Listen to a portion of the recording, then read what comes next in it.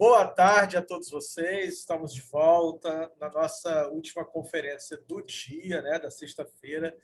Hoje foi um dia muito potente. Todas as falas foram assim de mexer a nossa cachola, de fazer a gente pensar, de retirar a gente do lugar comum. E isso tem sido uma experiência, para mim, tem sido uma experiência marcante. Espero que tenha sido também, que esteja sendo uma experiência para cada um de vocês. Eu tenho o prazer imenso de convidar uma amiga da vida, né? Uma pessoa que a gente faz amizade assim, para a vida, que é a Lucimar Felisberto. A Lucimar, ela está comigo também no projeto da masculinidade. Sexta-feira que vem a gente está junto lançando nosso livro. A Lucimar Felisberto é pós-doutora pela Universidade Federal do Rio de Janeiro. Ela está fazendo, também doutora pela Universidade UFBA, né? UFBA. E UFBA, isso. Mestrado pela UF, graduação pela UFRJ em História, é membro do GT Emancipação e Pós-Abolição da ANPUH, membro da Rede de Historiadoras Negras e Historiadores Negros, pesquisadora do Laboratório de História das Experiências Religiosas da Universidade Federal Rural, da Universidade Federal do Rio de Janeiro, produtora de conteúdo para o site Afrodiálogos e professora das redes públicas municipais de educação de Duque de Caxias e Guapimirim. Esse site Afrodiálogo, inclusive, é uma marca tua, né, Lucimar? O quê? Marca minha. É uma marca sua, né? Uma marca minha. É um prazer imenso ter você aqui conosco. Você está falando desse tema que é fabuloso, extremamente contemporâneo, né, que é a questão do empreendedorismo, né, e possibilidades de encontro entre o empoderamento feminino e a masculinidade. Querida, é um prazer ter você e a sala é toda sua. E adorei o visual, adorei esse novo visual. Olha, gente, para quem não me conhecia, essa aqui é uma nova eu, tá? A eu depois da famosa transição capilar, né? Enfim, uma boa tarde a todos, todas e todas. Muito bem apresentada pelo nosso organizador, Jário Gomes. Jário Carioca. Eu já posso passar direto para o assunto, né? Eu sou um peixe no aquário maravilhoso, no sentido de que sou uma historiadora nessa jornada psicanalista. Recebi esse convite com muito prazer, afinal, ele vem coroar o empreendimento que a gente já vem realizando há algum tempo. Né? Eu quero agradecer ao psicanalista Jário Carioca pelo convite, na pessoa do psicólogo Valdemir Silva Júnior, um agora querido amigo e também um companheiro em vários projetos. Eu conheci o Valdemir em um grupo de estudo na escola que trabalho, no município de Guapimirim, aqui no Rio de Janeiro, e ele atua com saúde mental, e a gente conseguiu cruzar essa historiadora e o psicólogo e as análises que são muito convidativas nesse livro organizado pelo Jairo, né? Participar especificamente desse evento, para mim, não só desse projeto, para mim, acabou sendo uma forma de expandir o meu próprio horizonte enquanto pesquisadora, acadêmica, né? Então, eu estou falando desse projeto, que é a obra chamada Seja Homem, Reinvenção de uma Masculinidade. Tem questões que tangenciam os nossos objetos de pesquisa, né?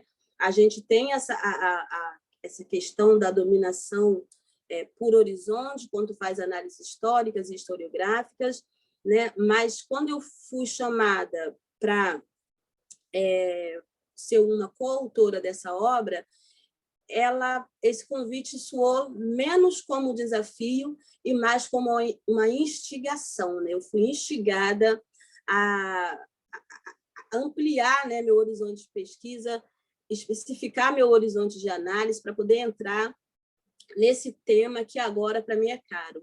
Hoje uma amiga acabou de ler o artigo que vai ser publicado e ela falou assim: mas você vai desenvolver isso para escrever um livro? Eu falei, amiga, não tem como eu fazer isso, porque eu não me sinto com autoridade na área. Eu prefiro eu prefiro agradecer essa flexibilidade de pensamento, né? E seguir em frente, né? Mas aí, quando fui apresentada as possibilidades de análise pelo Jário Carioca, o que seriam os capítulos, né, que poderiam compor a obra, esse capítulo que eu acabei desenvolvendo, ele quase que se jogou no meu colo, porque o tema assim, pulou, empreendedorismo foi um tema que pulou em cima de mim. Foi um tema que foi ao encontro de minha formação acadêmica e de uma redefinição que eu já vinha fazendo na minha produção de conhecimento. É porque eu tenho alguns capítulos de livro escrito antes desse, né? E eles dão continuidade à minha pesquisa feita ao longo do mestrado, do doutorado e do pós-doutorado. Até então, o meu foco de análise era sobre as relações sociais de trabalho que se deram no contexto da escravidão e no imediato pós-abolição, né? Mas, assim, pelo menos nos últimos 4 anos, eu acabei fazendo o que eu poderia chamar de deslocamento, né? Para poder pensar um pouco mais em outros temas. Então, isso já era um exercício que eu vinha fazendo após eu concluir o pós-doutorado. Então, quando eu pensei na possibilidade, né, que foi me dada de pensar em um encontro entre o empoderamento feminino e a masculinidade, né? Então, isso dá um livro, hein? Isso dá um livro. Isso dá um livro. Olha aí. Não é sem motivo que a menina já ficou instigada e queria que eu, né, desenvolvesse isso. O tema é muito bom, né? Mas, assim, eu já dava um recorte de classe e de raça nas minhas pesquisas, nas minhas análises, né? Eu já pensava classe nas relações sociais e pensava raça nas relações sociais, o que significa dizer que eu analisava os diferentes comportamentos econômicos de homens e mulheres nos contextos que eu analisava, o que significa dizer que eu analisava como se comportava diferentemente homens brancos, mulheres negras, e qual era o impacto da cor na vida dos cidadãos. Isso já era parte das minhas preocupações analíticas. Pensar a mulher, eu até pensava enquanto trabalhadora, mas nesses últimos 4 anos eu venho tentando refletir mais sobre as análises de gênero. Então, eu acho que cada ano eu publiquei um capítulo de livro, tá, Jairo? Então, eu tenho agora com 4 artigos ou capítulos de livro que já debatem sobre relações de gênero, sobre como o gênero impacta a vida da mulher e do homem, como os papéis que os homens e as mulheres representam no mundo são informados pelo seu gênero ou pela construção que se faz para eles, né? Enfim, então eu já vinha revendo alguns temas e problemas nessas pesquisas finalizadas, né? Então essas pesquisas, assim como essa que eu acabo apresentando nesse livro com esse título, né? Eles usam o gênero como ferramenta para problematizar a posição das mulheres, né? E isso estou fazendo também com aquelas trabalhadoras que eu já percebia como protagonistas em diversos processos históricos, né? O que significa dizer que eu já verificava essas mulheres como mulheres empoderadas. Eu já via mulheres inseridas nas estruturas sociais como mulheres economicamente ativas e já havia como mulheres empoderadas, sobretudo as mulheres negras, né? Porque que é a primeira categoria de mulher que sai para fora, sai de casa para trabalhar, né? A gente fala muito, e eu também abordo isso no meu texto, a gente fala de um discurso, de um movimento feminista que busca pela equiparação de direitos entre homens e mulheres, mas o direito que as feministas buscam para si, principalmente as feministas clássicas, era muito do que as mulheres negras, minhas protagonistas, já tinham, né? Elas já iam para a rua, elas já trabalhavam, em muitos casos, como eu analisei agora no último texto, elas tinham até mais representatividade econômica do que os homens, porque isso falando de mulheres e homens da mesma categoria racial, né? Homens negros e mulheres negras. Então, essa disputa econômica entre mulheres negras e homens negros, ela se dava sem que as mulheres negras tivessem os mesmos direitos a serem reclamados que têm as mulheres brancas, né? Então, mas mesmo assim pensar todos esses processos históricos a partir de categorias utilizadas na psicologia, como trauma, medo, opressão, né? Foi uma coisa muito importante para mim, ampliou o meu entendimento sobre vários assuntos e, por isso, eu agradeço pelo convite para participar na obra e agradeço ao Jário e o Valdemir. Porque dizer que houve como eu diria, um deslocamento na minha forma de pensar, eu estou falando disso de uma forma particular, né? Mas esse processo de se rever a história, de se rever categorias sociais, se rever conceitos que antes foram cristalizados, ou que ainda são cristalizados, porque essa revisão é um processo, ela não foi uma coisa particular, uma revisão literária, uma revisão que se questionou o lugar dos sujeitos na história, que se questionou esse homem, esse sujeito universal. Isso já vem se dando em vários campos de saberes. É claro que quando você está o tempo todo dialogando com uma série de autores, né, de várias nacionalidades, então esse conhecimento socialmente construído acaba te impactando e você mesmo elabora as suas questões particulares, como eu estou apresentando aqui. Mas se pensar o papel do sujeito nas análises históricas, nas análises literárias, nas análises psicológicas, como é o caso dessa aqui, já é um processo que vem se dando e que muita gente chama como um processo de decolonialidade. Sobretudo no caso desse sujeito, que é um sujeito que tem protagonismo, que foi dado o protagonismo na história, né? Que é aquele sujeito europeu, branco, homem, né? Então, o sujeito masculino. E essa decolonialidade seria exatamente um processo que buscaria transcender essa historicidade da colonialidade, né? Que nos foi legada pela colonialidade.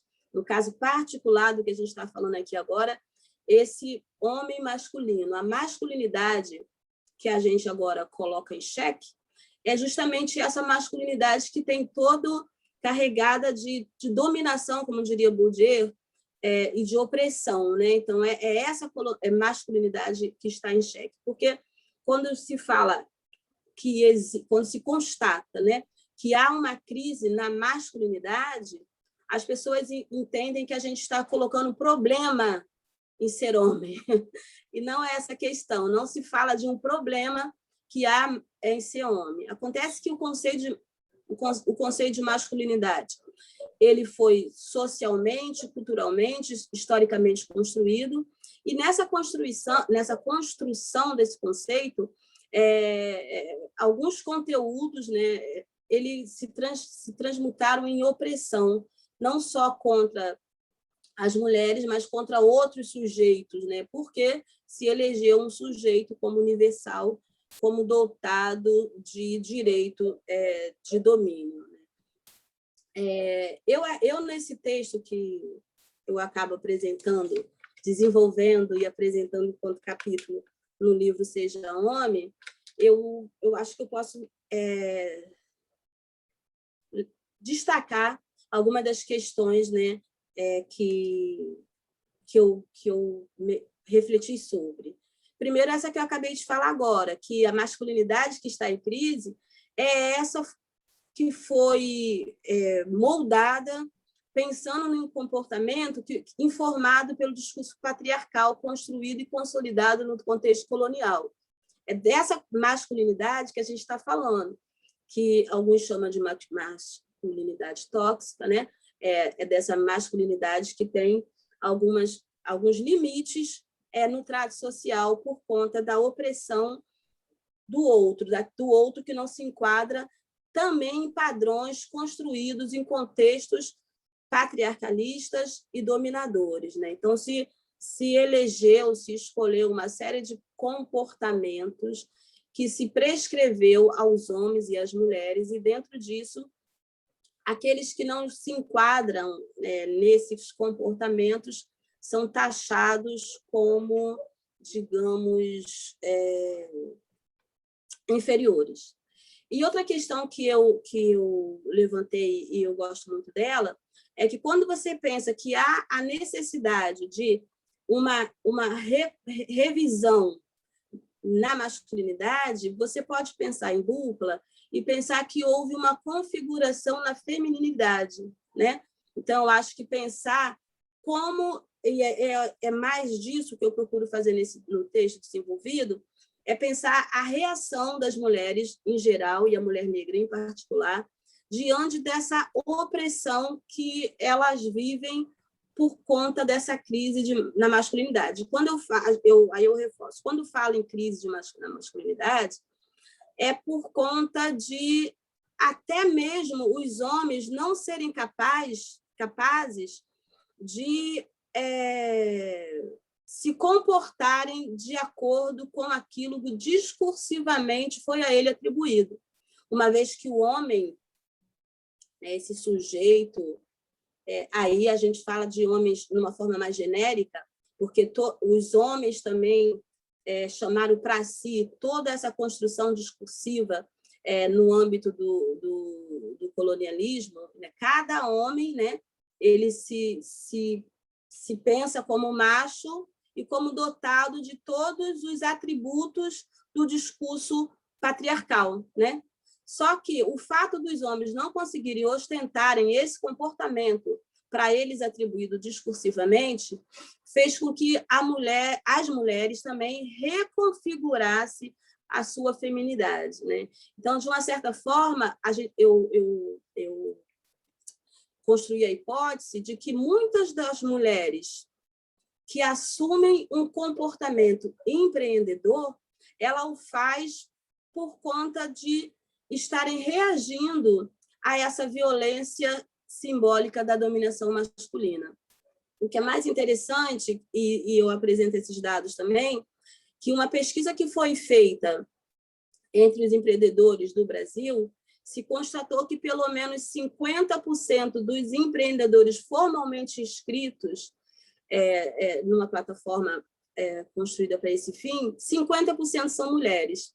E a própria produtora da matéria, ela diz que a maioria dos empreendimentos que são capitaneados por mulheres, eles ainda estão na informalidade. Então, dos formais, as mulheres elas se destacam, pelo menos sendo 50% das empreendedoras. Ou seja, a participação da mulher no mundo econômico, né, no mundo do capital, do trabalho, né, ele é muito grande.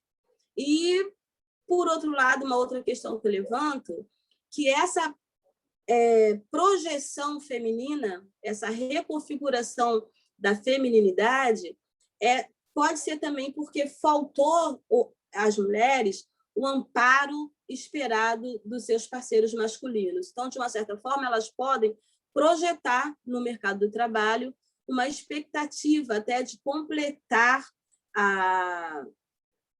o que seria a parte de seus maridos, uma vez que, pelo discurso colonial, as mulheres seriam as cuidadoras e os homens os provedores de recurso para o lar, né? As mulheres cuidadoras da família E eu não vejo problema nisso, não, tá? Não tenho, eu até sou feminista até a página 5, mas eu acho que o problema do modelo patriarcal de comportamento social é justamente a crise da masculinidade, porque como as mulheres precisam se tornar chefe de família no sentido de poder prover o recurso necessário para a sua família, é aí que a gente identifica uma crise, né? O que seria a quarta questão que eu levanto no texto, porque as mulheres elas podem sim estar assumindo esse papel social que eu não me recordo o nome, mas o palestrante que fez a palestra hoje às 11h30 da manhã, e outros também trouxeram essa questão da masculinização da mulher, né? Que muitas mulheres são percebidas como assumindo o comportamento masculino para conseguir sobreviver nesse mercado de trabalho cruel. Evandro Mamede. Foi ele que fez esse comentário, né? Que está com a gente no livro, que está com a gente no livro também. Exatamente. Então, essa percepção das mulheres como masculina, elas pode ser objetiva, mas também há mais chance de ser subjetiva, porque a gente também tem um papel esperado para as mulheres, né? Já se pensa a mulher como um ser mais vulnerável, né? E quando essa mulher não se apresenta com a vulnerabilidade esperada, aí já se pensa a mulher como ser masculino, porque o gênero é um marcador das relações sociais e ele está introjetado nas mentes e nem sempre de uma forma opressora, é a forma das pessoas lerem as relações sociais, né? A gente pode falar aí de uma relação interdiscursiva, né? Dentro desse processo da mulher se posicionar numa subjetividade, não é isso? Porque tem a ver com o discurso que se produziu para ela, né? Isso. Por isso que eu disse que às vezes por quê? Pode ser algo perceptivo que uma mulher escolha se comportar como homem, se vestir como homem, porque na mente dela ela vai até mesmo ter mais autoridade como assim, né? Ou às vezes por conta de uma opção cultural, que nem sempre tem a ver com uma opção sexual, né? Sim, tem a ver com né, uma opção cultural. E a outra coisa é uma percepção, é algo super subjetivo. Quando uma mulher altera o tom da voz, né? Quando a mulher olha com uma firmeza, né? Aí as pessoas já falam, muito masculina. Mas não tem. Às vezes a mulher é uma mulher que a gente pode chamar. Ai, meu Deus do céu, peraí. Saiu o vídeo. O famoso tapinha na mesa, né, Lucimar?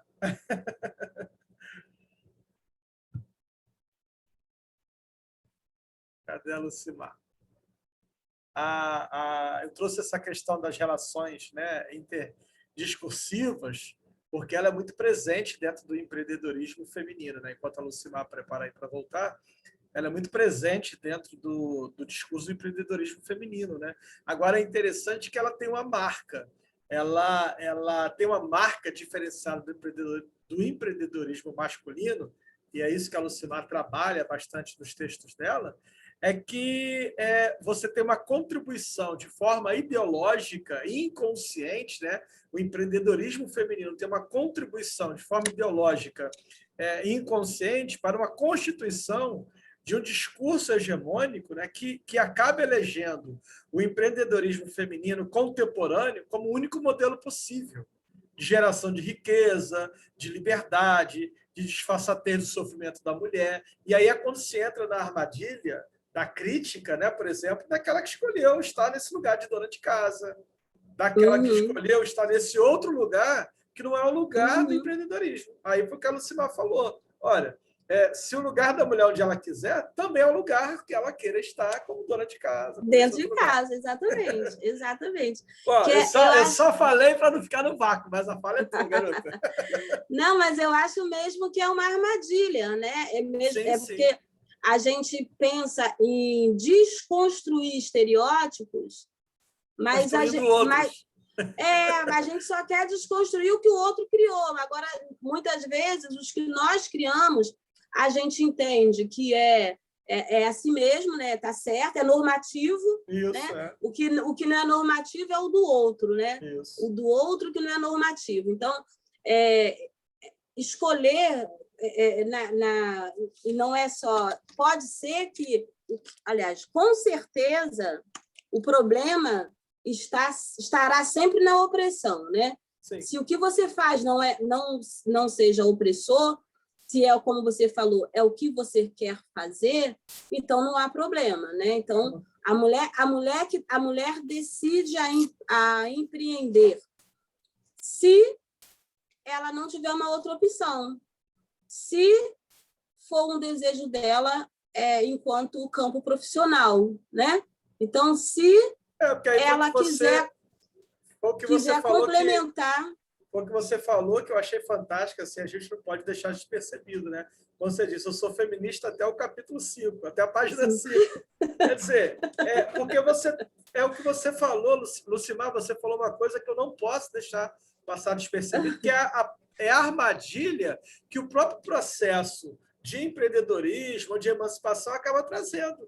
Né? O próprio processo de empoderamento. Quando a mulher fala assim, eu saí com um exemplo, né? Eu saí com meu namorado, ele pagou a conta. Você deixou ele pagar? Não pode!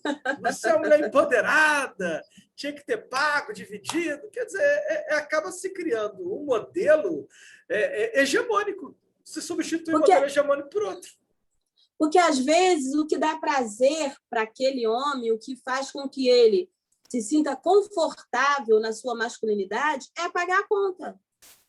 Não pode ser um cavalo de batalha, né? Exatamente. Mesmo, né?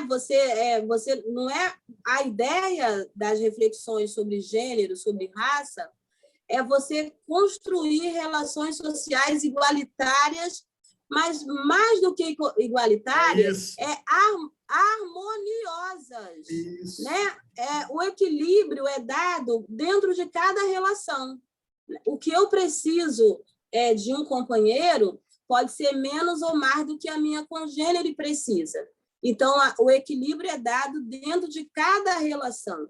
E se a gente resolver criar uma norma para que seja reproduzida em todos os lares, aí ferrou tudo. Você está fazendo um outro esquema de dominação a partir de outros critérios. E a ideia não é isso. A ideia é você criar relações sociais mais harmoniosas, mais prazerosas e, na primeira instância, eu ia falar em última instância, né? Mas na primeira instância, mais feliz, né? A gente tem que tentar viver de uma forma harmoniosa. Mas o último problema que eu enfrento no texto, que acaba sendo o problema mais abrangente, é a questão de decolonizar específicas noções que foram criadas para as mulheres negras, né?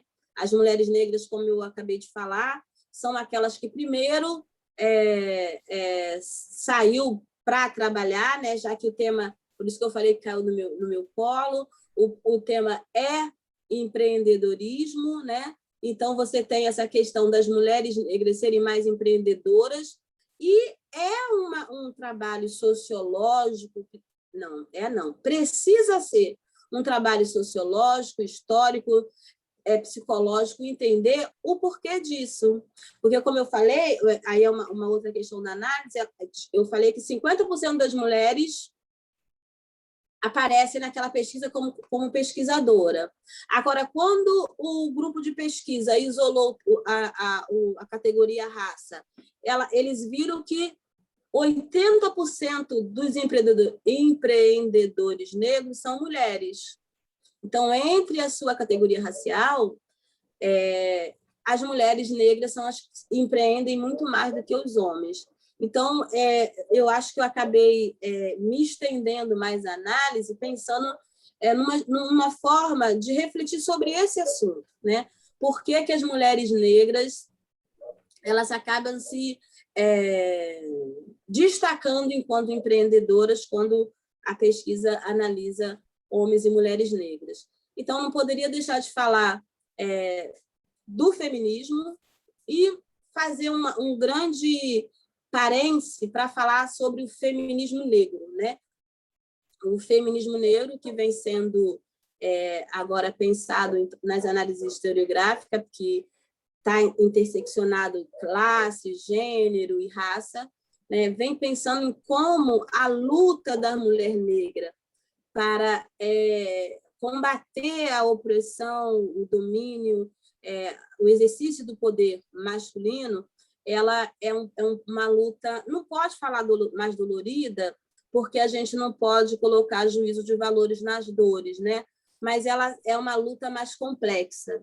A mulher negra ela tem certas complexidades que têm a ver com o resultado da dominação masculina e com escolhas que seus parceiros fizeram ao longo da vida.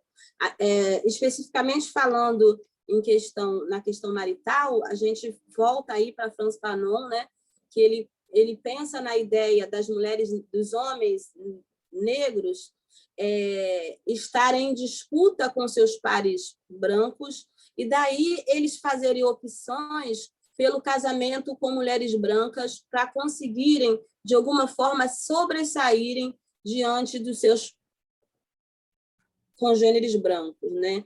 Acaba que as mulheres negras, de alguma forma, ela fica também na base de uma pirâmide, né, de relações matrimoniais, né? Assim como já estão na base das pirâmides econômicas. Então, a gente, por exemplo, quando o IBGE faz uma consulta e para entender a raça das mulheres que se apresentam como chefes de famílias, ele identifica que são as mulheres negras, ou seja, as mulheres pretas e pardas. São elas que estão em maior número. Quando se verifica quem é aquela que é mãe solo, que precisa criar o filho sozinha, ele vai também se verificar que o maior número dessas são as mulheres negras. Então, é uma outra questão que a gente... E a gente falou à tarde também sobre a questão do feminicídio. 66,6% também são de mulheres negras. A violência feminina, né, então, são mulheres negras. Uhum. Então, a gente acaba percebendo que, como eu falei, não é fazer um juízo de valores, que os traumas são mais profundos, né? As mulheres brancas também têm seus traumas, né? As mulheres brancas também são impactadas pela opressão e dominação masculina, mas quando a questão, sobretudo a questão dessa crise na masculinidade, com o enfoque que eu trago para o texto, ainda as mulheres negras são mais impactadas, porque para tentar se colocar na sociedade como um sujeito de poder, os homens, nem todos, nunca generalizando, mas muitos homens negros optam por casar com mulheres brancas para demonstrar o seu poder também no que se refere à sua escolha afetiva. Ô, Lucimar, a gente pode falar aí de um capital simbólico na linguagem do Pierre Bourdieu, porque você falando isso aí me veio agora a ideia do Brasil como país do futebol, né? Uma coisa mais visível, e são poucos os negros no futebol que têm mulheres negras. Negras, pouquíssimos. E a gente pode falar disso de um capital simbólico, então? Seria isso? Uma apropriação, se casar, esse negro ter uma mulher branca, seria essa mulher como uma espécie de capital simbólico? Rogério, sabe por que eu acho que não poderíamos falar isso? É uma percepção minha. Sim, sim. Olha que estranho. Eu lembrei agora do Abdias Nascimento, que também foi um homem casado com uma mulher branca, né? Isso. Um dos símbolos da luta racial da mulher branca. E não é só ele, não, tem outros leguinhos. Mas o que acontece? Essas mulheres... É uma coisa tão psicológica que foge um pouco dessa questão cultural, que essas mulheres não são exibidas como troféus. Ah, entendi. Muitos homens negros, só quando, por exemplo, um repórter cavuca lá que vê a mulher dele negra, mas dificilmente você vê, por exemplo, o Robinho estampado no Face, com a mulher branca dele do lado. E eu falei agora até dando um exemplo, nem sei se a mulher do Robinho ela é uma mulher branca, provavelmente, mas eu falei como exemplo. Mas eles, na maioria das vezes, eles não se mostram o tempo todo como se essas mulheres fossem um troféu. Entendi. Então, acho que, se, por exemplo, eles mostram o tempo todo o carro, o carrão que eles têm, né? Eles fazem questão de fazer isso. Agora, por isso que eu acho legal a análise do Frantz Fanon, que é uma patologia psíquica mesmo, sabe? Que eles precisam disso para resolver uma questão deles mesmos. Deles né? mesmos. Essa é a minha avaliação, entendeu? Então, e é interessante, porque o Fanon ele dialoga muito com a psicanálise. Né? Exato. Dialoga bastante com a psicanálise. Né? Não, a análise dele é muito pautada nessa questão. Né? Ele chama isso de patologia. Sim, sim, é. Né? Então, isso que você está falando, quando eu te convidei, você falou assim, Jário, mas eu sou uma historiadora, o que eu vou fazer no meio? Garota, você só está falando de subjetividade o tempo todo. O tempo todo. O seu discurso é pautado pela subjetividade e pela singularidade, que é algo muito caro para a psicanálise. Pois é, por isso que eu me animei, porque, enquanto mulher negra, impactada também por essa crise da masculinidade, não há outra forma de refletir sobre o assunto senão a gente entrar nessa seara das subjetividades, dessas patologias que atingem homens e mulheres em função do problema. Eu acho que não teria uma outra forma de nós abordarmos... Né? Aliás, uma forma de você ir mais longe na análise é você incluindo essas categorias psicológicas, eu acho, né? É a minha avaliação. Claro. Né? Mas, voltando à questão do feminismo negro, e também voltando à questão da subjetividade, eu pensei aqui em compartilhar 3 autoras feministas negras que vêm dialogando sobre esses temas, pensando no papel das mulheres negras nesse cenário competitivo, que porque é aí que está o problema. É lido como masculino, né? O mundo do empreendedorismo ele é lido como masculino porque se pensa o homem como ser mais capaz, como ser mais sagaz, como um homem mais competitivo, todas as atribuições adjetivas que não se percebe em uma mulher, mas que os estudos sociológicos, históricos e agora também psicológicos, né? Eles vêm mostrando que as mulheres também são dotadas dessas atribuições e que dizer que essas atribuições são masculinas é algo discursivo, como você falou agora há pouco, né? É algo discursivo e que se você tem que enfrentar as relações sociais a partir da análise de gênero, você tem que entender isso e não procurar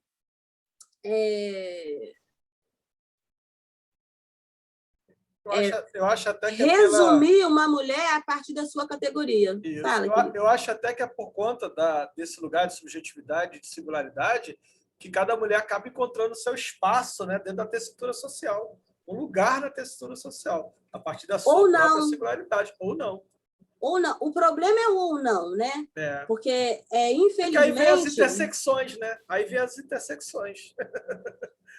Infelizmente, por conta dessa subjetividade e singularidades, ao não se reconhecer dentro de um discurso construído, algumas mulheres acabam não construindo identidades saudáveis, né? Então, você vê algumas situações de No seu divã você deve ter Sim, várias. Até uma turma de mulheres. até uma questão, Lucimar, também da ancestralidade. Tem a ver também. Ontem eu estava falando sobre uma fala de Lacan, da transgeracionalidade, né? Ou seja, para a mulher poder empreender, ela precisa entrar em contato com a sua ancestralidade. E Lacan vai falar de 3 gerações: a mãe, a avó, toda essa conjuntura que faz parte da própria história da mulher. E você trabalha com isso, você trabalha com ancestralidade. Por exemplo, o capítulo de livro que eu acabei de entregar agora, Sim. ele refletiu sobre mulheres, o impacto de trajetórias interrompidas, né? Era um livro para falar sobre trajetórias de mulheres negras e eu analisei algumas mulheres que foram vítimas de violência, assassinadas pelo seu marido, companheiro. E o que tem isso? Então, hoje em dia, é comum uma mulher, uma mãe, né? Aí a gente pode falar de forma genérica, falar com a filha: não dependa de homem algum, né? Confie em você mesmo, tendo em vista que a sua filha pode correr risco real por estar, por exemplo, casada com um homem violento. Algumas mães já previnem as próprias filhas do risco que elas podem correr. Essa prevenção tem a ver com essa questão que você está falando, ancestral. Você já é um legado cultural, familiar, transmitido geracionalmente, para que as mulheres se atentem em relação ao seu parceiro sexual, prevendo que ele possa ser um homem violento. E pode ser um legado também cultural, geracional, social, das mulheres que são incentivadas a empreender, porque as mães preparam as mulheres para a vida e elas têm essa noção do que a gente está chamando de crise de masculinidade, que se as mulheres não assumirem certos papéis que são atribuídos aos homens, elas não vão conseguir manter a sua família. A gente precisa ainda de muita discussão sobre o assunto para desenvolver relações mais saudáveis, né? Porque eu acho que essa é a proposta de cada um de nós que foi autor desse livro, e sobretudo vocês que são do campo da psicologia, da psicanálise, pensar em forma de como essas categorias sociais, analíticas, que foram discursivamente transmitidas geracionalmente, impactam o cotidiano de todos nós, né?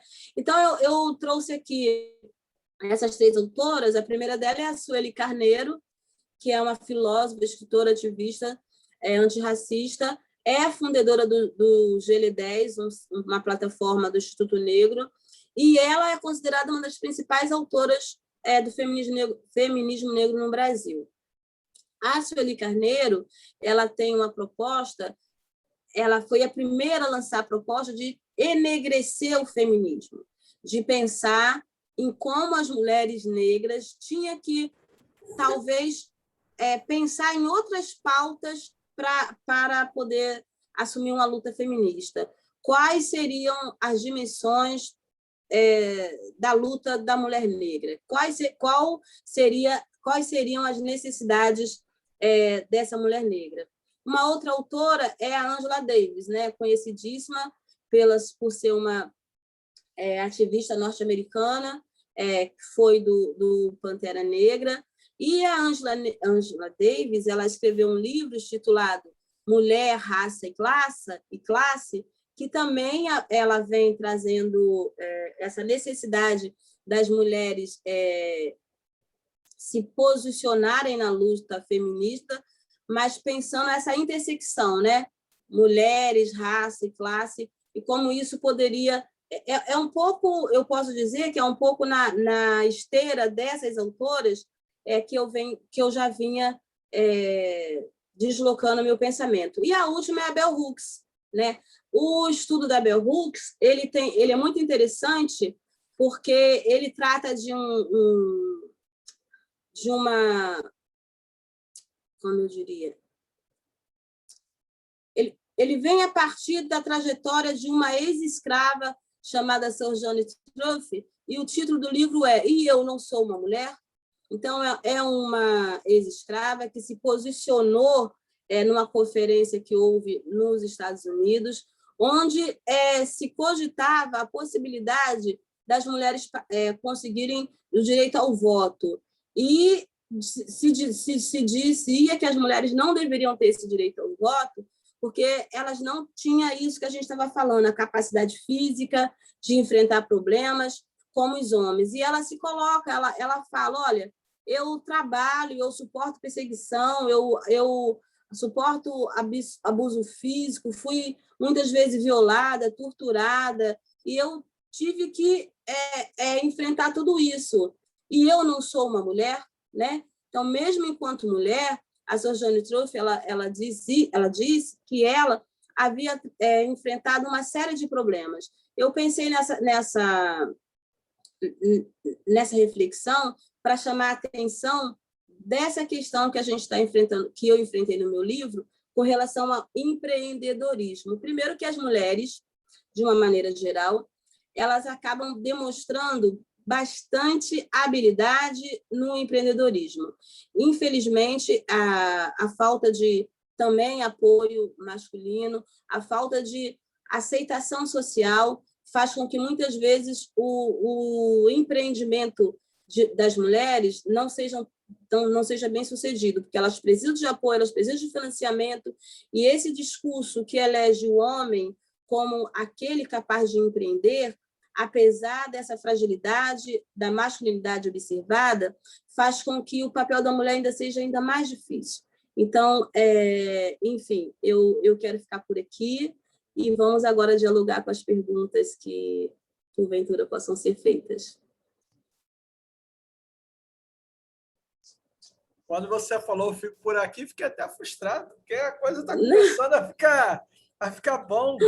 A coisa está ficando boa. Ô, Lucila, mas a gente só tem mais 40 minutos. Só eu você, garota. Ô, Lucila, eu acho bom a gente... Eu queria falar com você da questão da característica também, que é marcante no empreendedorismo feminino negro, principalmente, né, que é o que você trouxe, né, no empreendedorismo feminino negro, é a tendência que as mulheres têm, né, as mulheres negras têm, com o empreendedorismo, construir redes sociais, que difere do empreendedorismo do homem, que tem a ideia de exercer poder sobre os outros. E o empreendedorismo feminista negro, né, ele tem o poder, ele tem o conceito de exercer o poder com os outros. Aí eu queria que você falasse alguma coisa disso, essa coisa, inclusive das mulheres, exercer o poder em prol de outras mulheres. Eu queria que você falasse um pouquinho dessa coisa. Então, eu acabei fechando a fala um pouquinho nesse aspecto, porque o que acontece? As mulheres elas têm um problema do financiamento. No caso das mulheres brancas, conforme a pesquisa que eu apresento, a maioria dela conta com um parceiro sexual, com um companheiro, que dali dá um certo suporte, principalmente esse suporte econômico. Então, as mulheres têm essa estabilidade a partir desse parceiro. No caso das mulheres negras, a maioria são mães solos, elas são chefes de famílias. Então, qual é a sacada das mulheres que tem a ver com o lema? Uma sobe e puxa a outra, né? Somos, como é que é? Eu sou porque somos, tem a ver com o conceito de sororidade, tem a ver com esses conceitos criados justamente em função das mulheres negras não ter esse aparato social. Então, quando você tem uma coisa mais compartilhada, mais comunitária, obviamente tem a ver também com com o que você falou aí, que é uma tradição com a coisa ancestral. E tem em reivindicar para si mesma uma cultura com base africana, né? Uma cultura que seja matriarcal, que tenha uma outra lógica de distribuição que é a cultura patriarcal. Como eu falei, a crise ela vem em função, ela vem em cima de um modelo patriarcal. E o modelo comunitário, ele é um modelo também chamado de modelo gestor, que tem a ver com essa... que tem a Cacá Portillo deve ter tratado desse tema, né? Sim, sim, a que Cacá tem, Portillo né? fala isso no capítulo. Não é verdade? Dela, então, sim. isso. Então, vem uma outra construção social que tem referência em organizações que vieram da África, né? Que são mais comunitárias, que são matriarcais, e sendo matriarcais, não dialogam com essa estrutura hierárquica de poder. É um conceito de Ubuntu, né? De Ubuntu, exatamente, né? Então, sendo matriarcal, não tem essa hierarquia de poder, não prevê a opressão que se observa nas relações patriarcais. É importante a gente frisar isso, porque quando você fala de empreendedorismo feminino, né, a gente tem que fazer esse recorte da interseccionalidade. Fazer esse recorte. Tem que fazer esse recorte, que há uma diferença entre o empreendedorismo feminino da mulher branca e há uma diferença no empreendedorismo feminino da mulher negra, inclusive na questão da inclusão profissional e social que a mulher negra faz com outras mulheres negras. Então, é importante a gente falar disso, dessa inclusão. Tem algumas coisas a gente... Ô, Lucimar, para de guardar para você, Lucimar. Solta aqui, garota. Algumas coisas a gente não deve generalizar, mas sim, existem vários projetos de mulheres negras que buscam inserir outras mulheres negras na economia, no empreendedorismo. Exatamente porque não é uma questão só econômica, é uma questão social também, né? Então, quando a gente vê no empreendedorismo da mulher, aí eu volto a dizer, não é uma coisa que se possa generalizar. Não é uma regra. Não é uma regra, porque a maioria das mulheres, elas são autônomas nos seus empreendimentos. A maioria das mulheres que não querem ser, que não são, nunca, por exemplo, as mulheres brancas, elas querem romper o mito de rainha do lar. As mulheres negras que não tiveram reis, elas constroem seus próprios reinados e da forma que dá. Então, a gente tem muitas mulheres negras empreendendo em comunidade com coisas simples, né? E é muito legal que tem alguns projetos também que têm a intenção de dar formação para essas mulheres, para que elas possam conseguir gerir esses projetos. Mas, como eu acabei de dizer, infelizmente, é uma minoria. Você conseguir chegar no poder econômico, no poder político, enquanto mulher, só mulher, né?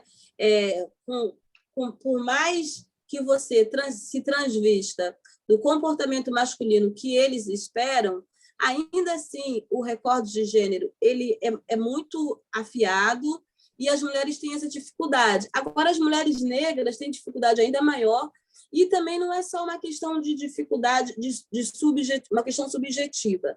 Existe também a falta de recurso, a falta de capital.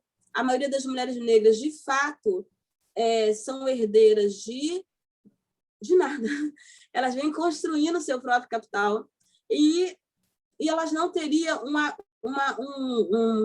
avaliador, né, para os seus empreendimentos. Então, é uma outra questão. Por exemplo, eu estava pensando aqui, quando se exigia em trabalhos em shoppings, né, boa aparência, né, para não se exigir uma mulher branca. Outro dado da pesquisa que eu apresento no capítulo as mulheres negras elas chegam mais tarde em certos empreendimentos. Elas muitas vezes têm uma formação maior do que os homens negros. Elas têm anos de formação menor do que as mulheres brancas. Então, se for comparar, ela está entre essa mulher branca e esse homem negro, mas por mais que elas se empenhem para assumir certos papéis que devem ser atribuídos às mulheres, mas infelizmente são historicamente atribuído aos homens, elas têm muita dificuldade. A questão é muito difícil romper certas barreiras. Reconhecer que isso é um problema social faz com que muitas outras mulheres se enganjem e inclua, como eu disse agora há pouco, existe certas especificidades no feminismo negro. E essa é uma das especificidades, né? As mulheres negras precisam também lutar para que as outras mulheres negras ascendam, né? Uma vez que se reconhece todos esses entraves e problemas sociais.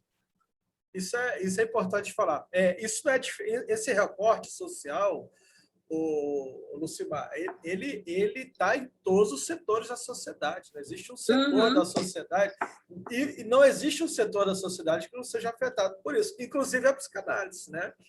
Eu coordeno uma turma em Parnaíba, lá no Piauí, e quando a gente pensou o nome para essa turma, né, eles até brincam que eles dizem que eles são as turmas dos bicudos. Os bicudos estão todos aí, te ouvindo.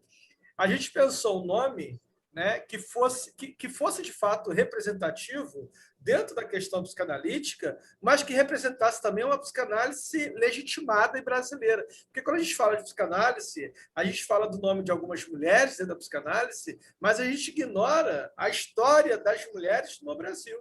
A primeira psicanalista brasileira, porque quando a gente fala de psicanálise no Brasil, a gente fala de uma psicanálise que vieram dos médicos, né, do Moreira, que veio o pessoal lá, mas essa galera trouxe a epistemologia, eles não deitaram no divã, ou seja, eles não cumpriram aquele requisito que se exige de um psicanalista. A primeira pessoa a fazer isso foi uma mulher negra, socióloga, entendeu? Ou seja, ela rompe com aquela hegemonia da medicina no Brasil, né? O Juliano Moreira era médico, ele se escreve como o cara que traz a psicanálise para o Brasil, mas ele não é psicanalista, ele é médico. A primeira psicanalista foi Virgínia Bicudo, mulher, negra, psicanalista leiga, isso é importante que se frise aqui, tá? Ela vai ser a primeira psicanalista leiga. Ninguém quis fazer análise dela, precisou uma outra mulher, que era uma psicanalista vindo, se não me engano, da Suíça, que era uma judia, que veio para cá e fez a análise dela, porque os homens não queriam fazer, por causa dessas várias questões. Ela era mulher, não era médica e era negra. Quer dizer, você vê como... E o próprio sistema vai embranquecer. Eu mesmo passei por toda uma sociedade psicanalítica, por toda uma escola psicanalítica, e nunca ouvi falar da Virgínia Bicudo. Eu nunca ouvi falar. Eu fui ouvir falar da Virgínia Bicudo muitos anos depois, já no processo de pós-graduação, de mestrado, é que eu vim falar dessa mulher. E detalhe, além de ser a primeira psicanalista leiga, socióloga e tal, também é a primeira socióloga a escrever um artigo no Brasil sobre o racismo. Então, é importante a gente falar sobre essa mulher que é silenciada. A palestra anterior foi isso, corpos silenciados. Porque, assim, são silenciados por não ter havido escolhas. A gente fala hoje de silenciamento e apagamento, mas o que aconteceu de super interessante no meio acadêmico foi a chegada de pessoas como eu, como você, nesse meio acadêmico. Tanto eu quanto você, a gente análise sobre objetos de pesquisa que são dos nossos interesses, né? Não se pensa fora da caixinha. Sim, né? A gente pensa dentro da caixinha e os que nos antecederam, que tinha todo esse legado cultural do homem branco hegemônico, né? Filhos de família tradicional e que conseguiu chegar a um doutor. Eu acho tão engraçado que as pessoas... É muito comum as pessoas falarem assim, mas primeira vez que eu sou amigo de uma doutora, né? Mas porque eu moro em Magé, né? Sou Baixada Fluminense, e os meus vizinhos não são acadêmicos, né? E isso é dito... Eu queria ser seu vizinho. Mas isso, Jairo, é dito em situações limites, né? Quando alguém sabe que você participou de um evento, quando você coloca no Facebook, mas no dia a dia, eu posso estar usando eu posso estar assim, maravilhosa como eu estou hoje. De vermelho, potente. De vermelho. Um batom super potente. Meu Deus do céu. Isso, eu posso estar assim, que ninguém vai me perceber como uma doutora. Ninguém vai me perceber como... Ih, vou nem falar nisso, né? Como uma professora, vamos dizer assim. Ninguém vai me perceber como uma professora, né? E não Você, precisa ser você não é médica. Você não é médica. Não, não sou médica. E nem advogado. São os únicos doutores reconhecidos nesse Brasil. Mas as pessoas já olham a gente e já estabelecem qual é o nosso lugar no sistema de coisas. Sim. Mas quando, aí voltando ao que eu estava falando, quando chega na academia, pessoas nunca pensadas como acadêmicos, essas pessoas nunca pensadas como acadêmico também levam para a academia temas nunca pensados como objeto de pesquisa. Né? Então, pensar em quem seria, aí, de repente, passou pelo crivo de vários pesquisadores que vieram antes de você e antes de mim, a imagem e história dessa mulher. Mas nunca fez sentido para eles trazerem à tona essa imagem, nem essa história, porque a partir do lugar deles de atuação, não gosto de falar muito lugar de fala, eu também não gosto. Olha, são dois, então. Eu também não gosto dessa coisa de lugar de fala. Isso. Então, que me desculpe a Djamila, me desculpe, Então, a partir do campo de visão deles, não era uma questão, né? Não era uma questão, porque a gente que é pesquisador, a gente sabe que a gente precisa levantar a questão, a gente precisa problematizar um assunto para que ele se transforme em um objeto de pesquisa. Então, uma mulher negra sentada no divã, escrevendo um livro, isso no século XIX, seria ser XIX? Século XX. No século XX, não é uma questão para algumas pessoas. Então, passa a ser... Por exemplo, eu estou sorteando uma camisa hoje, está lá embaixo. Posso pegar rapidinho? Pode, claro. Espera aí. Claro. Inclusive, tudo isso que a Lucimar está falando é muito interessante. Isso está linkado com o que a gente falou ontem, a questão da transgeracionalidade em Lacan. Quando Lacan fala da importância de quando você estiver com uma pessoa no seu divã, e aí eu estou falando para psicanalistas, né? Você fazer um recorte de 3 gerações, no mínimo de 3 gerações. Porque quando você tem a influência ali sobre a pessoa, da mãe, da avó, de toda uma geração... Lá no meu canal da gera no sujeito crenças limitantes. Fala aqui. Lá no meu canal da Diálogos. Isso. Começou agora a live, a minha amiga está transmitindo. Mas hoje nós vamos sortear 2 camisas dessa aqui, ó. Daqui a pouco eu vou para lá. Eduardo Augusto Sampaio é um jornalista, escritor, médico que viveu entre os anos de 1834 e 1894, ou seja, no século XIX. Exato. Mas o historiador que transformou esse personagem em pesquisa é um jovem negro que eu tive o prazer de conhecer ontem, com 20 e poucos anos, que começou um mestrado na UF. Então, o cara vai escrever provavelmente um livro com esse, aliás, na Unirio. Ele já está no doutorado na Unirio. O nome dele é Vanderly Camilo. Mas, enfim, para tirar esse personagem aqui, né, do escuro e trazer ele para o cenário atual, é preciso... Jairo? Estou te ouvindo.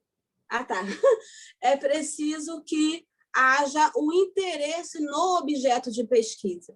Então, muitos dos nossos personagens históricos, eles negros e negras, eles ficaram lá. Machado de Assis é um desses, né, querida?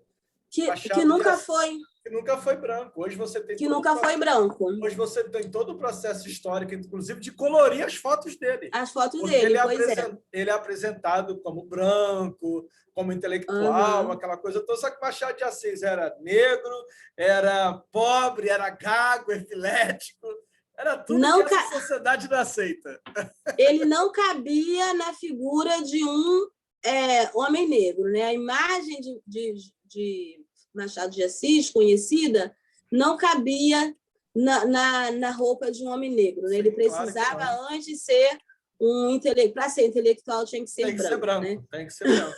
Daí que todas as imagens de Machado de Assis nas escolas, né? Eu cresci no ensino fundamental lendo Machado de Assis, no ensino fundamental e ensino médio.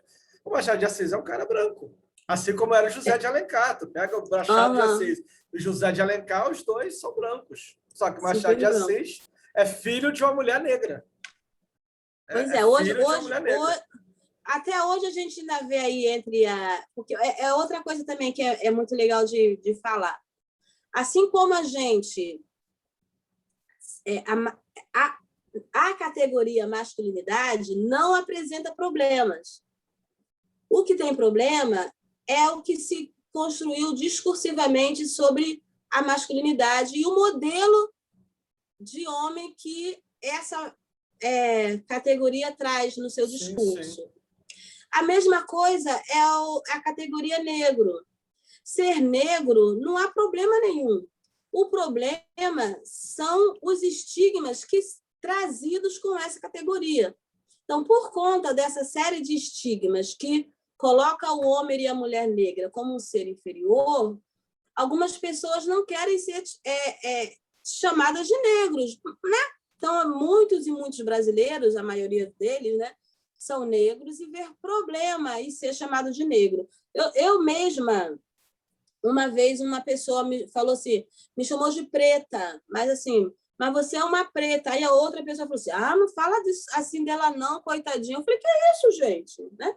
Como se a outra estivesse me ofendendo ao me chamar de preto. Então, o termo negro, ele só é questionado nas nossas relações sociais por conta dessa né? dessa estigma, carga de estigma que há sobre ele. Porque o nome é até bonito, né? Negro. Eu acho o nome bonito, não vejo problema. Eu gosto muito daquele samba, eu gosto muito do samba. Um sorriso negro, um abraço negro. Nossa, como eu gosto disso. Não é verdade? Traz então, felicidade. Assim, mas até as pessoas Tu acredita que uma vez, assim, numa formalidade, né? O meu sogro falou assim, parece que o Jairo tem sangue negro, porque adora samba pra caramba. Aí eu falei assim, realmente, olhando para mim com esse meu perfil assim, nórdico, né? Olhos verdes, pelo 1,80 m. Você fica com dúvida.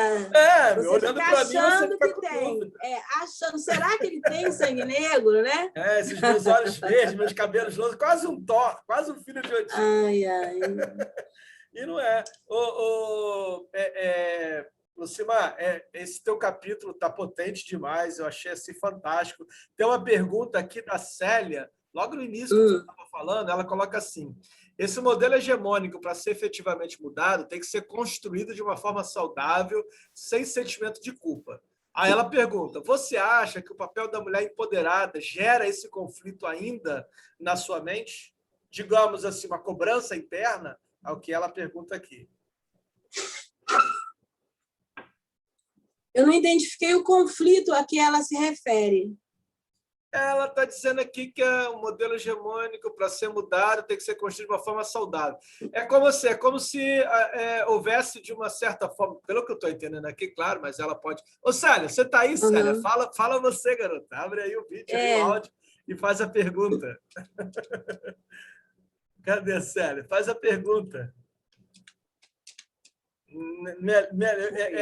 É melhor você falar. Tudo, Célia. Eu não entendi o conflito, amor. Eu estou gostando muito da sua palestra, estou achando ótimo. Não, o que eu quero dizer é o seguinte, que a mulher, a gente está falando de transgeracionalidade, a gente está falando dessa programação que a gente tem há milênios de que mulher é dona de casa, mulher tem que dar conta das suas tarefas. Então, a minha questão é, esse empoderamento, ele traz conflitos nessa área de que eu posso ser uma mulher empoderada mesmo sendo dona de casa? Entendi. Ou né? Ou será que o fato de eu ser empoderada, essa questão dos trabalhos que são atribuídos à mulher, ela realmente fica nessa indecisão do seu empoderamento e do seu papel de mulher, de dona de casa? Então, aí é uma avaliação minha. Eu acho que quando a gente fala em empoderamento, a gente está lidando com a categoria sociológica que já traz em si a ideia, de que mulheres ou que a mulher precisa assumir um outro papel na sociedade que seja um papel de poder. Já traz em si o conflito. O empoderamento já traz em si o conflito. Ele já prejulga que algumas mulheres estão em situação de opressão e que, para mudar essa situação, elas precisam se dar mais poder. Ô, Lucimar, eu entendo a questão que a Célia trouxe. Mas não, deixa eu chegar lá. Freud, tá? Fala. Freud... Porque eu penso assim, algumas mulheres não estão nesse conflito.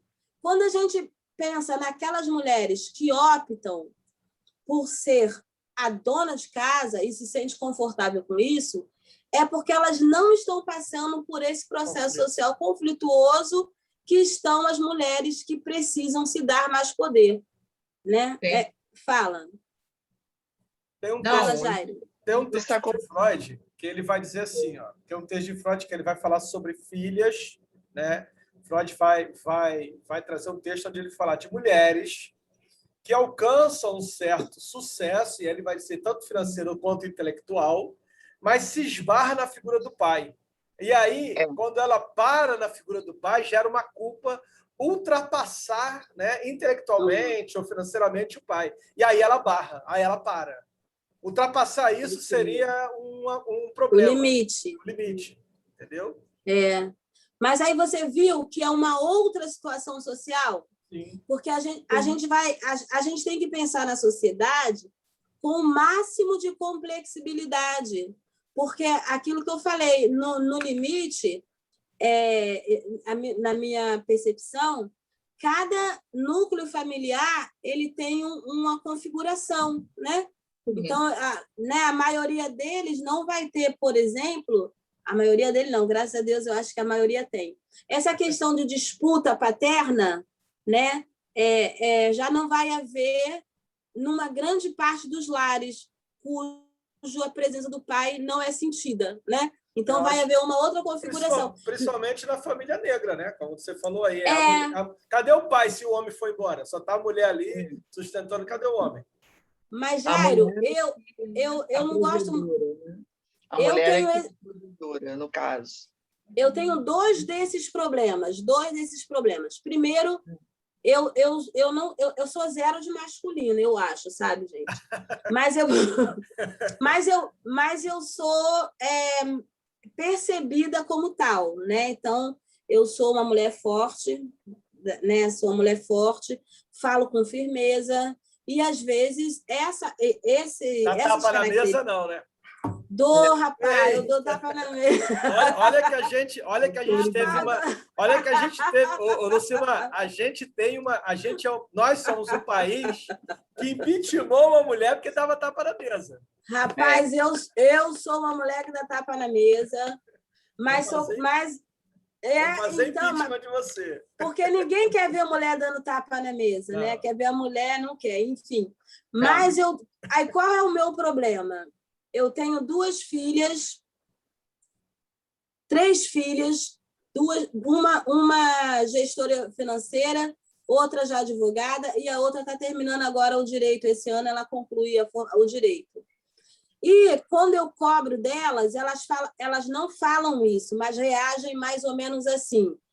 Eu não sou como você. Quem quer se matar de estudar é você. A minha vibe é outra, entendeu? Então, não é bem um limite, mas elas deixam bem claro que a minha régua não dá para medi-las, né? É mais ou menos, mãe. Então, quando você falou do pai, é mais ou menos isso. Olha, o limite, você é o limite. É o limite, eu sou o limite, entendeu? Mas aí, e a minha do meio, ela é casada com um militar e é evangélica, e ela diz que o sonho dela é que ele tenha condição de mantê-la em casa cuidando das crianças. E eu falo, gente, mas de todo o investimento que foi feito em você... Aí você fala assim, caramba, será que saiu de mim? Exatamente, eu falo muito isso. Eu falo, gente, eu parei essas crianças. Porque, assim, né, a gente fala, não, agora você vai e domina o mundo. Aí ela fala, mãe, eu não quero dominar nada, não. Mas o mundo é esse. O mundo é esse.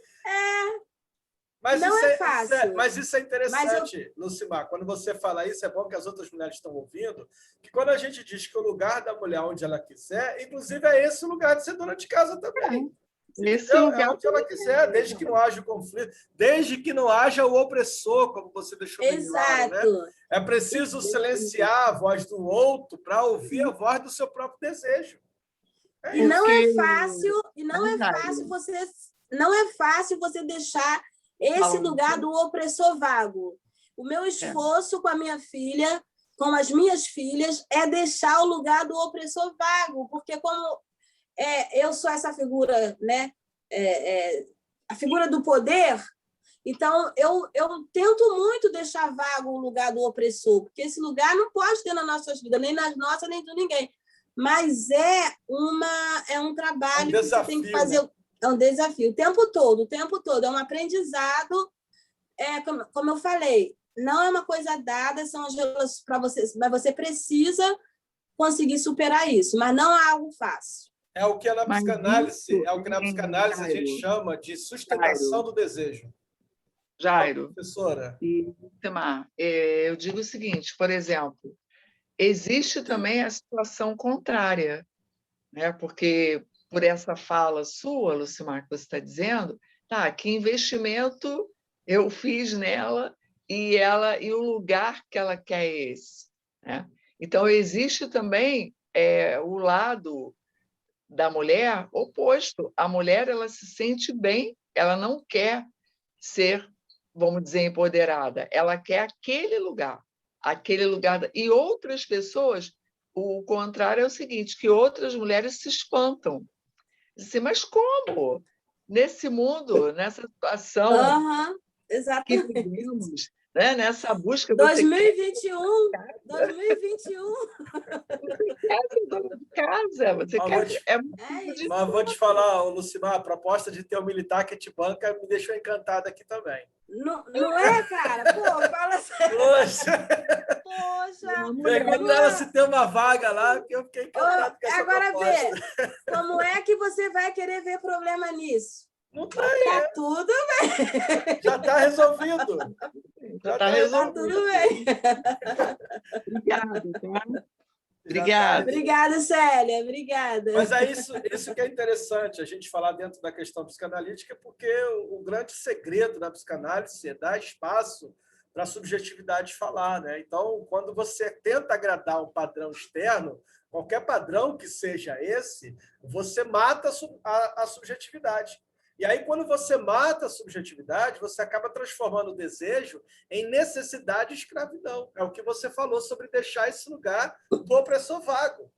Né? Tem que deixar esse lugar do opressor vago, mas não é fácil. Vago, não dá. Não é fácil, não. Não é fácil. Porque a gente foi criado nessa tradição. A gente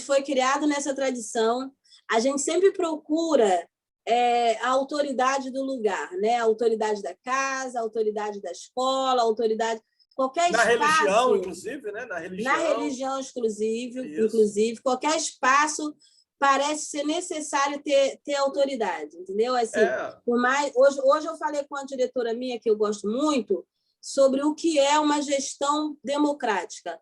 Caraca, é difícil enfiar isso na cabeça de todos, porque as pessoas estão acostumadas a esse lugar de autoridade dentro do grupo. Sim. E, infelizmente, na relação homem-mulher, ainda tem esse lugar. E o que é pior, no caso que a gente está falando aqui, é quando você não tem esse lugar de autoridade, nesse lugar da autoridade, uma figura masculina, e a figura masculina que representa esse lugar de autoridade, de poder e de domínio não é reconhecida como tal. Ou se recusa a estar nesse lugar, né? Que também é muito interessante isso. Ou se recusa a estar nesse lugar. Você está falando aí e a minha cabeça está ressoando aqui o tempo todo esse lugar, né? Na psicanálise a gente tem um nome que é a figura do pai, a lei. E aí a Célia falou ontem do declínio da paternidade, do declínio desse lugar. E que Pierre Bourdieu, na sociologia, vai chamar de dominação masculina. Eu não quero estar nesse lugar de dominador. Não eu sou homem, mas eu não quero estar nesse lugar de dominador. Entendeu? Então, e é mais legal assim que a gente fala em crise, mas não precisava ser uma crise. Sim. Podia ser uma crítica, uma autocrítica e uma revisão desse lugar, sem que isso fosse necessariamente uma crise. Assim como não há problema nas mulheres, não há problema em um homem ser o cabeça da casa. Sim. Não há problema nenhum o homem ser a autoridade, a cabeça. O problema é a opressão e a dominação opressiva. Porque o homem pode ser, sim, aquele que responde pelas coisas do seu lar e fazer isso da mesma forma que faz uma dirigente de escola que faz isso tão somente para que as coisas tenham resultados harmoniosos. E aí a gente já saiu do domínio e entrou para a gestão. Já entrou para a gestão, mas a ideia é a mesma. Né? Não é a mesma, não. Não é a mesma. Não é a mesma, ao contrário. Porque a gestão é democrática, né? O chefe de família ele pode gerir o seu lar. Sim. E ser está ele no topo da hierarquia. Não tem problema nenhum. Né? Ele pode estar vai falar com seu pai. Quem sabe é o seu pai. Só vou poder comprar se o seu pai autorizar. São frases que não são opressoras, sim, dependendo da relação que tivesse sido estabelecida dentro do lar. Aqui em casa, por exemplo, minha esposa fala, vai falar com seu pai. Aí eles vêm falar comigo, vai falar com a sua mãe. Ô, Jário, eu me favoreci. Aí sabe o que a minha filha fala? Minha filha fala, já sei que vocês não querem. Quando vocês falam isso, quero dizer que eu me favoreci desse dilema durante toda a minha adolescência. Quando eu queria sair, eles faziam essa peteca mesmo comigo. Pai, posso ir ao cinema? Vai falar com a sua mãe. Mãe, posso ir para o cinema? Vai falar com seu pai. Eu ia. Já está resolvido. Já está resolvido. Na volta... Por que você saiu? Porque a senhora mandou falar com meu pai, minha mãe mandou falar com a senhora. Eu falei com os dois e fui. Né? Então, eu fiz o contrário. Mas eu tinha... Lá em casa tinha esse dilema também, sempre teve, falar com um, falar com o outro, mas enfim. Eu nunca sei quando está certo. Aí eu falo sim, a esposa vem e reclama. Eu falei, pô, mas eu já mandei falar com você, eu nunca sei. Eu sou aquele cara que não consegue entender as carinhas dos emojis. Eu nunca sei o que ela está querendo dizer. Ai. Foi um prazer imenso ter você. Garota, tem plano aí para escrever um livro. Vamos pensar esse livro. Eu estou junto com você. Eu só queria concluir com uma questão que eu não coloquei, que seria com relação à desumanização das mulheres negras. Traz, né? Isso aí para a gente. Traz para a gente. Eu acabei não tratando disso, e eu acho que isso é muito importante. Claro. Porque quando a gente está pensando interseccionalmente, gênero, classe, raça, e a gente diz que as mulheres negras estão lá no final, né, no final na base da pirâmide, é porque tudo tem a ver com uma certa hierarquia de humano, né? E as mulheres negras, infelizmente, estão nessa inferiorização em relação à percepção da sua humanidade. Então, por mais que as mulheres negras assumam um comportamento versátil, habilidoso, capaz de se arriscar, elas fazem isso para poder afirmarem-se enquanto seres humanos e capazes, né? Porque a não-humanidade, as mulheres negras se recusam, né? Elas estão sempre aí, apesar de não ser percebida como tal, como você falou, aquela organização social mais comunitária, mais abrangente, para chamar para si essa possibilidade de demonstrar a humanidade em outros espaços, para que não se reproduzam esses padrões de organização sociais do patriarcalismo. Principalmente voltando, porque o patriarcalismo ele é datado, ele tem um contexto histórico em que ele surge. E antes dele havia configurações sociais, né, como eu falei sobre o matriarcado que a Cacá abordaria muito bem. Então, quando você pensa numa estrutura matriarcal que se estabeleceu antes do patriarcalismo, as mulheres negras tentam recuperar essa estrutura também para poder imputar a si mesmo humanidade. Porque essa é a questão primeira. Somos todos humanos e somos humanos da mesma categoria. Você falou de uma coisa que não pode passar despercebido, que isso é potente demais. A Gerda Lerner, que você conhece muito bem, no livro dela, História do Patriarcado, ela começa dizendo exatamente o que você falou. O patriarcado, né, o patriarcalismo, ele é histórico. E se ele é histórico, ele tem data de começo. E se ele tem data de começo, ele pode ser desconstruído. Desconstruído, exatamente. Isso não pode passar despercebido. Se ele é histórico, ele é um fenômeno histórico, ele pode ser desconstruído também. Desconstruído, exatamente. E vamos construir discursos que sejam decoloniais, que sejam desconstrutores desse modelo patriarcal que já está falido. Já está falido. A crise é porque nem os homens que chamam para si esse modelo conseguem dar conta do modelo. Porque aí o sujeito é dominado pela própria dominação, que é uma fala do Pierre Bourdieu, né? Dominados pela própria dominação. Exatamente. Exatamente disso que a gente está falando. Jairo, muito obrigada. Eu que agradeço. Acabou sendo uma coisa muito, muito gostosa. Falei com você que ia ser um diálogo gostoso, ia ser um papo cabeça, um diálogo gostoso. Muito tranquilo. Eu espero que de uma próxima vez eu consiga ser mais sistemática. Lucimar, você vai ser assim, o nome da agenda. Você vai estar ali, a próxima jornada. Exatamente. A Lucimar vai